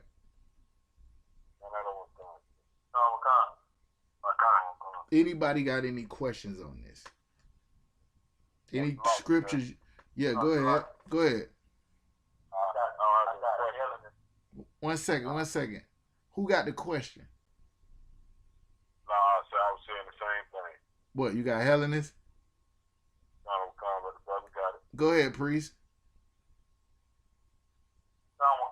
Hellenist in the Zondervan Bible Dictionary. Jews who made Greek their tongue and with the often adopted Greek ideas and practices. A lot of times when you see that word Gentiles in the New Testament, this is who it's talking about. Hellenists. It's going to translate the Hellenes. Jews who made Greek their tongue and adopted Greek ideas. They was living like the Greeks. Just like now, whatever you want to be called or whatever they would call you, you adapted American culture. You made English your tongue. You practice English and American ideas. But your blood that's flowing through you is from the God of Abraham, Isaac, and Jacob. You're from their bloodline. This is why you must come back to these laws, statutes, and commandments so that we can raise up this nation to be what the Lord would have us to be. A nation of kings and priests. And we shall reign on the earth. That precept, Revelations, what is it? 10 and 5? 5 and 10. Dyslexic sometimes. But that's what we're here to do. Get back control of our household, get back control of our community, and then get back control of our nation, and then build up a nation. And then when Yahushua comes back, we ready to rule. We ain't trying to get it together. We trying to get it together now in the midst of our captivity. And all Paul did was put the spin on it to get this thing started for the brothers and sisters that was not in Jerusalem, that didn't know that they was Israelites, that didn't know that you was supposed to come back to the law, that didn't know that Christ died for their sins and gave it all to them. Don't you ever give your heritage, your blessing to somebody else. You fight for it. And don't let them tell you that Yahushua was a white man and Paul was a white man and everybody white. And that's contrary. Christ's parents took him to Egypt to hide him amongst Hamites, meaning he had dark skin. In the book of Acts, I believe it says they talking to Paul and asking, hold on, man, ain't you an Egyptian? Dark skin. But we was not those people. Paul said in Romans 11, I am from the tribe of Benjamin. Right? Here we is now right back in the earth doing the same thing. It ain't changed. This Bible was never for everybody. It was always for a certain group of people. It's all over it. I just gave it to you all through the New Testament last week and this week. All right, so don't let nobody tell you again that this thing is open for everybody. Everybody don't need salvation. Let's get that real quick. First, Luke chapter 1, verse 68, real quick. We'll end it with that. Go ahead. Yeah, 58. Luke 1 and 68. 58. Come. This the Luke new chapter this 1, the New verse Testament now. Go ahead. Luke chapter 1, verse 68. Blessed be the outer one. Just read it just like it. Just read it just like it is. Blessed be the Lord God of Israel. The God of who? For he has of Israel. The God of everybody, right? Of Israel. This is the New Testament. This is Luke. It said, "Blessed be the Lord God of Israel," not of everybody. Just point that out. Keep going. For he has visited and redeemed his people. Redeemed everybody. His people. His meaning a possessive pronoun. These are the people that belong to him.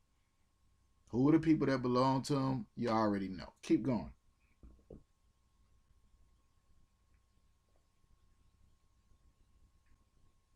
Mashamar, you there? Oh, Salakia, so I was reading with my phone. Verse 69. And has raised up an horn of salvation for in the house of his servant David. Stop right there. And have raised up a horn of salvation. That salvation goes right with saved. Saved. Who can be saved? Who is salvation for? He's raised up a horn of salvation for everybody. For us. That's what it say. For us. In the house of his servant David. That's where Christ came from. Look at in here. It'll talk about Joseph, who is Christ's father. It always says Joseph from the house of David. Look at Matthew 1. It says 14 generations from, I believe it says Abraham down to 14 generations from to the carrying away of Babylon, then 14 generations to Christ, and it ends with Joseph, who is from the house of David. Keep going.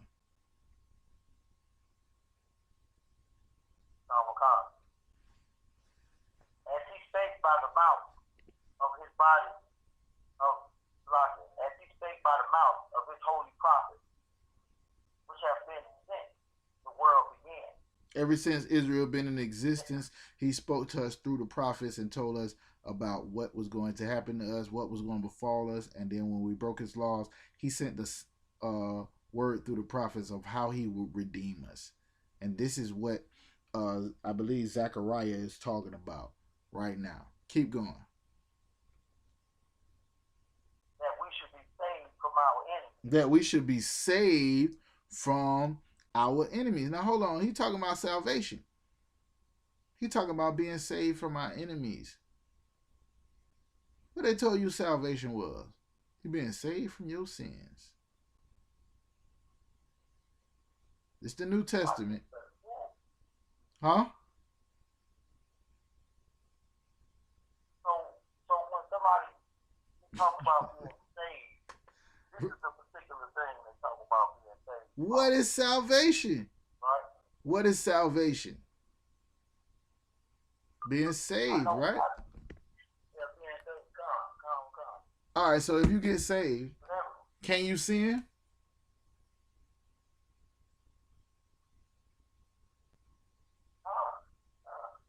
So how you saved from sin?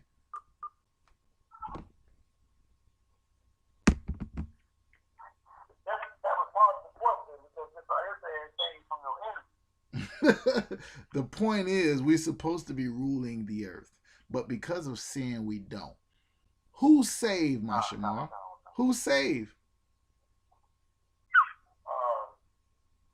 As of right now, nobody's saved.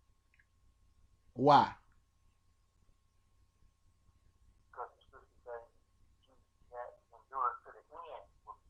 He that endureth to the end, the same shall be saved. There you go. And what they're going to be saved from? From us serving other nations, being up under our enemies, serving other nations. Right? We'll be saved from sin because sin will not be allowed under the authority and might of our King, Yahweh Mashiach, who the world calls Jesus Christ. Keep reading. Start from the top of 71. That we should be saved from our enemies and from the hand of all that hate us. Who is the people that hate us? Psalms 83 talks about it. You can go and read that on your own time. You know what I'm saying? Tabernacles of Edom and the Hagarenes and Moab is all joined. It started talking about all these nations. They are confederate against thee. Well, we'll be saved from our enemies and those that hate us. Keep going. Verse 72. To perform the mercy promise to our Father and to remember his holy covenant, the oath which he swore to our father Abraham. Now look at this right here. This is Luke, right? This is the book of Luke in the New Testament. He just keep talking about Israel, Abraham, and David, and our fathers, and the prophets, and all of this other stuff. So what is the New Testament about? What is it about?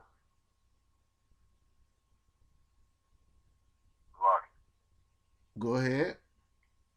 About the same thing the Old Testament was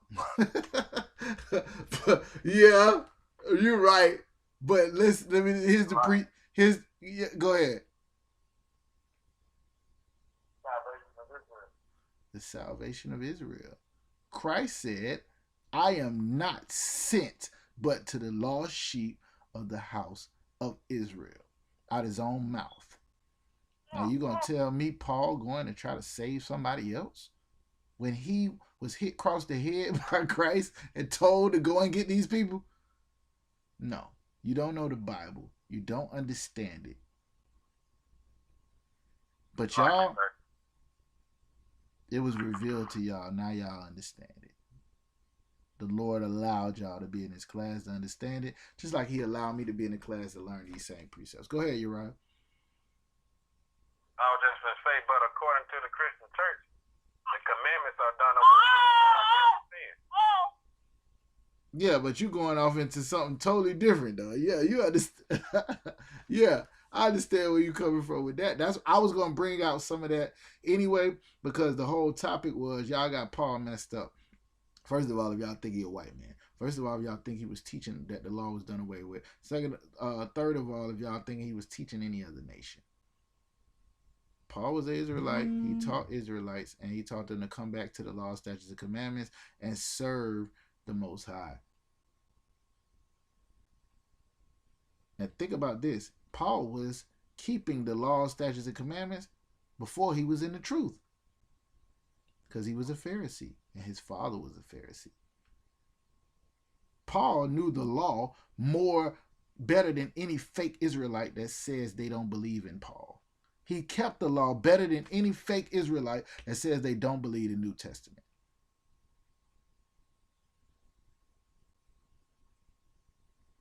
We will not allow nobody to ruin Paul's name after the work he did to keep the Israelites afloat and bring Israelites that did not know they was Israel and allow back into the covenant. The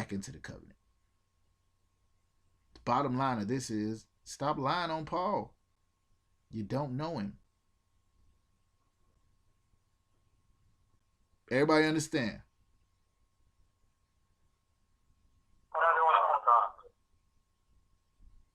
Yamayan, you there?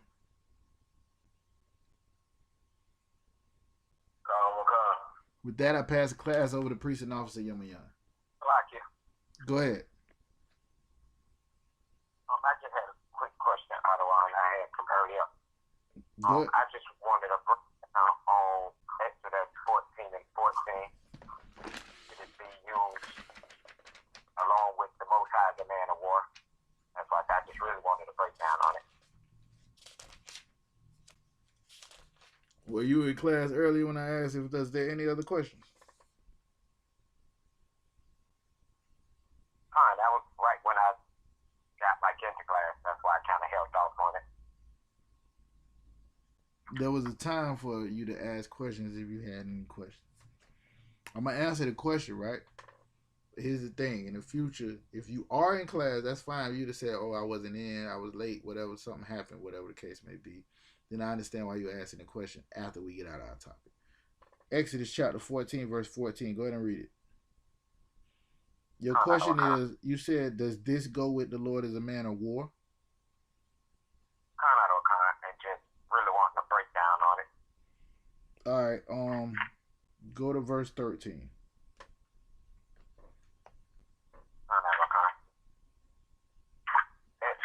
Chapter 14, verse 13.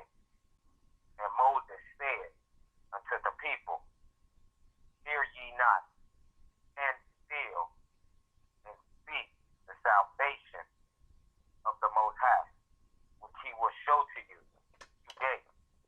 For the Egyptians, whom ye have seen today, ye shall see them again no more. Let me ask you a question. Forever. Not you, but the whole class, right? Here we are all the way back in Exodus. And the word salvation is being used. Who was the Lord, or what was the Lord saving Israel from in Exodus when it says salvation? Go ahead. Whoever said it first. Saving them from our enemies. And them that hate us. It's always the same. The Lord is consistent. Where they get this stuff from? Huh? Where they get it from? Keep going up.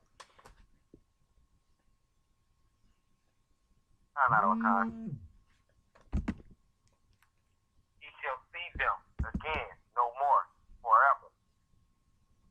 Verse 14. The Most High shall fight for you, and ye shall hold your peace. So this is not necessarily talking about the Lord as being a man of war, but this is talking about more like what I would use this for is, like the Lord will turn your enemies into your footstool. The Lord will be an enemy unto thy enemies. Things of that nature. Though a dog shall not wag his tongue against the children of Israel. All of these things are what it is. When you come to serve the Lord or whatever the case may be, you have to expect that the Lord is going to fight for you. This don't mean physically, if a nigga slap you on your mouth, you just sit there and take it. That's not what this means. But what it does mean is you don't have to pick up no AR-15 and go marching in the streets like what they call? Niggas ain't effing around. Like the niggas ain't effing around and think you gonna fight the white man with guns when you gotta buy bullets from him. You know what I'm saying? Think you gonna fight the white man when he was giving him and Ishmael.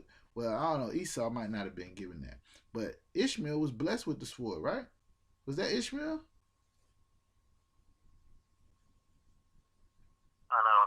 Somebody back me up now. Yeah, go ahead. Esau, right? Right. So you're going to go fight the white man, and he was been blessed with the sword. That's his blessing. Your blessing was to be the Lord's people and to be a rule over the entire earth, but you want to go fight somebody who was blessed with the sword. Right? When the Lord can swallow them up with a tsunami and just drop a whole bunch of water on the entire city. When the Lord could wash them up with tornadoes. When the Lord could do all these things. He could send locusts and eat up all their food. They won't have nothing. And this thing will be falling. And you will be saved out of it. Meanwhile, with that Stockholm syndrome, you like, Master, our house burning down. That ain't your damn house. The Lord has created a house for you. So this is not necessarily talking about the Lord being a man of war. This is more so talking about the Lord protecting his people and fighting for his people, even when they don't have the means to fight for themselves, even when they're the servant, even when they don't have the guns, even when they don't have the firepower. They don't even have an army. We don't even have an army. Watch how the Lord does our enemies. All we got to do is serve him. That's what this is talking about. All right?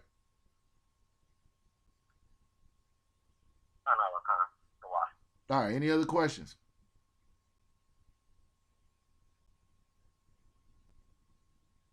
That'll pass the class over to Precinct Officer Yamayan.